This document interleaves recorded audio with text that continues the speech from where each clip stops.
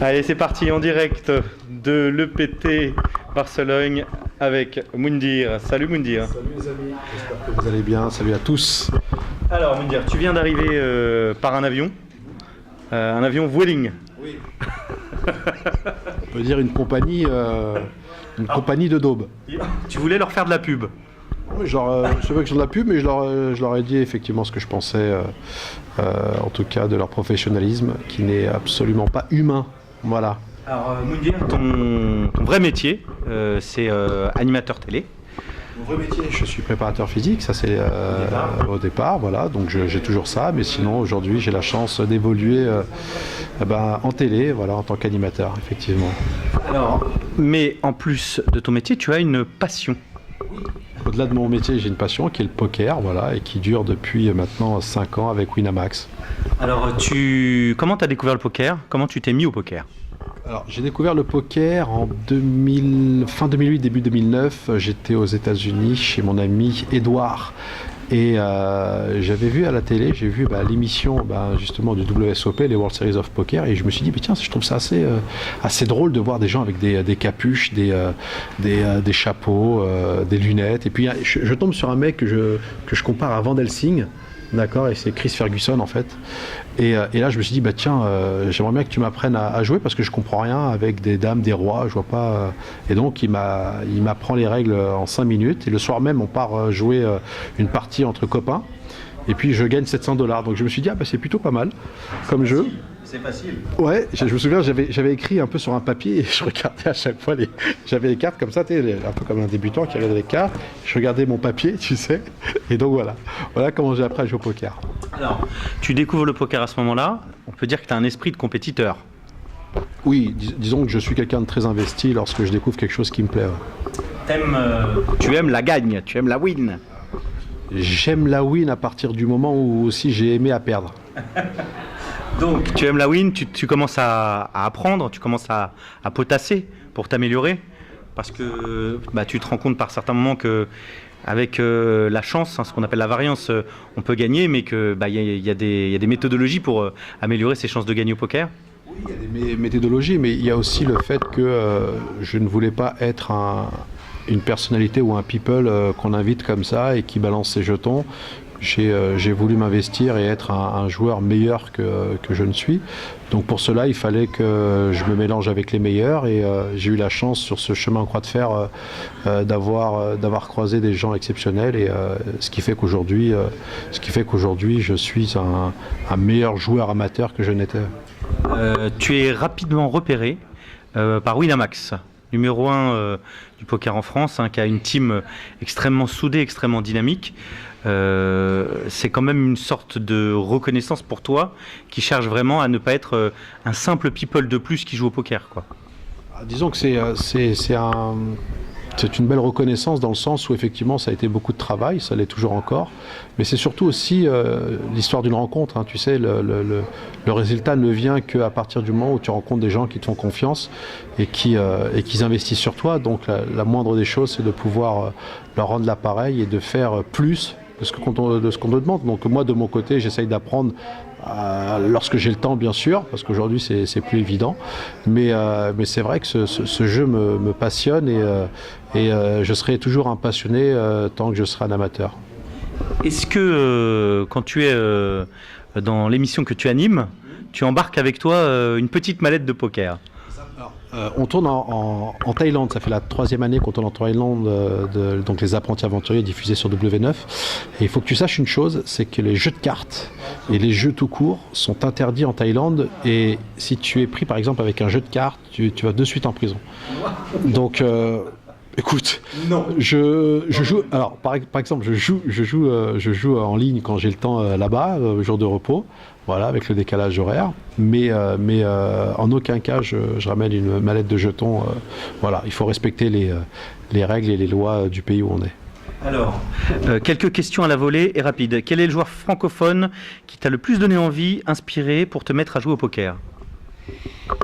francophone, le premier, et pour être honnête, le premier reportage que j'ai vu, ou documentaire que j'ai vu, c'était Das Poker, et c'était justement avec le français que j'ai croisé tout à l'heure, bouge pas, Philippe Soulier.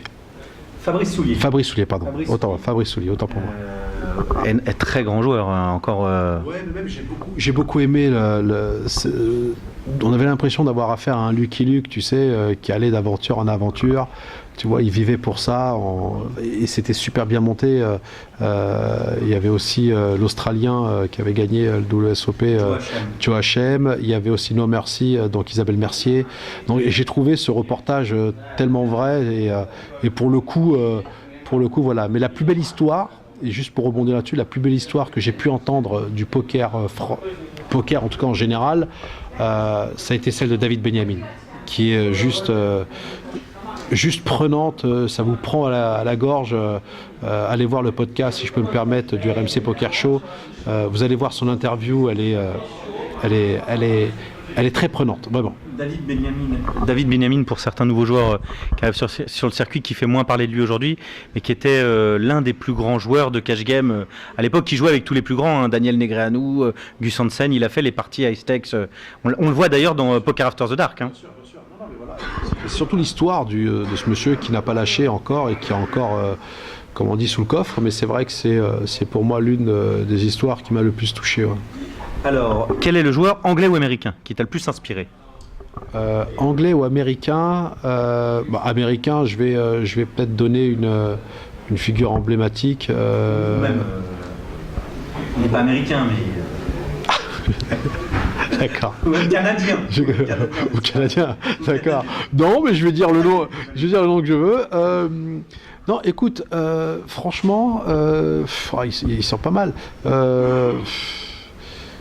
Je vais dire le premier, moi je vais dire Ferguson, j'aimais bien cette manière. Dégaine. Ouais, ça dégaine de vampire, tu vois, vampire des temps modernes, j'aimais bien. Ouais. Quel est, à ton avis, pour toi, le joueur ou la joueuse le plus ou la plus prometteuse au niveau mondial aujourd'hui ? La joueuse. Le joueur ou la joueuse ? Je pense une joueuse qui va vraiment faire mal, et qui est déjà pas mal. Et je l'ai rencontrée, je savais pas qui c'était. Elle s'appelait, attends que je te dise le nom. C'est une joueuse américaine qui a fini, je crois, top 20 cette année, qui a fait top 20. Et je vais te donner son nom. Elle s'appelle. Alors, bouge pas. Parce que je l'ai sur Instagram, on s'est parlé et compagnie. À moins que je t'envoie, s'appelle un truc comme Kim. Je m'en souviens plus exactement. Elle a un nom assez zarbi, comme on dit en anglais, tu vois. Mais elle est très prometteuse. Ouais. Puis elle est forte, tu vois. Elle est forte. En fille, je vois pas grand chose. Maintenant, si tu me dis une française que j'aimerais bien voir, en tout cas, ouais, percer, c'est Madame Réard. Aurélie. Ouais, j'aime beaucoup cette fille, et comme son mari d'ailleurs. Mais je pense elle a l'étoffe pour gagner un grand tournoi du Grand Chelem, on peut dire ça comme ça. Allez, dans la série des questions courtes, deal or no deal. Est-ce que tu es pour le deal ou est-ce que tu es no deal ? Est-ce que tu vas jusqu'au bout sans dealer ?